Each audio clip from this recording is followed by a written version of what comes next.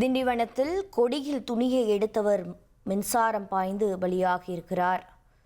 அண்மை செய்தியாக பார்த்து வருகிறோம். திண்டிவனம் அருகே இரும்பு கம்பியில் காய வைத்த துணியை எடுத்த போது மின்சாரம் பாய்ந்து கார்பெண்டர் பலியாகியிருக்கிறார். இந்த அதிர்ச்சிகர செய்தியை பார்த்து கொண்டிருக்கிறோம். உடலை மீட்ட பிரம்மதேசம் போலீசார் விசாரணை மேற்கொண்டு வருகிறார்கள். மேலும் தகவல்களை செய்தியாளர் சதீஷ் முருகன் வழங்கிட கேட்கலாம். சதீஷ் முருகன், வணக்கம். உயிரிழந்தவரின் விவரம் என்ன? அவர் நிகழ்விடத்திலேயே உயிரிழந்தாரா? இதற்கு காரணம் கனமழையா? மேலும் தகவல்கள் என்னென்ன?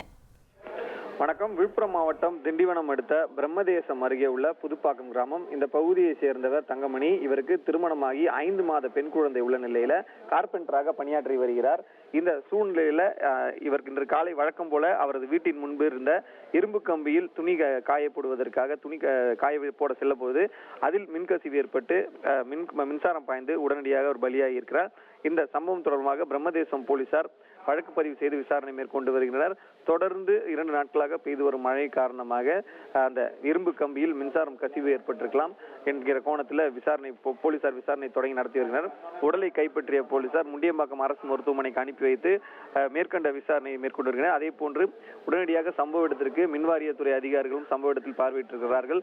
எந்த பகுதியில் இருந்து இந்த மின்கசிவு ஏற்பட்டது, வீட்டிற்கு கொடுக்கப்பட்டிருந்த மின் இணைப்பில் இருந்து மின்கசிவு ஏற்பட்டதா அல்லது வேறு எதுவும் காரணமா என்பது குறித்தும் காவல்துறையினர் மற்றும் மின்வாரிய ஊழியர்கள் அந்த ஆய்வில் விசாரணையில் ஈடுபட்டு வருகின்றனர்.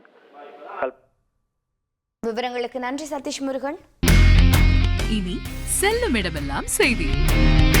தந்தி டிவியின் வாட்ஸ்அப் சேனலை ஃபாலோ பண்ணினா செல்லருக்கும் இடமெல்லாம் செய்தி. இதோ QR கோட் இப்பவே ஸ்கேன் பண்ணுங்க, ஃபாலோ பண்ணுங்க.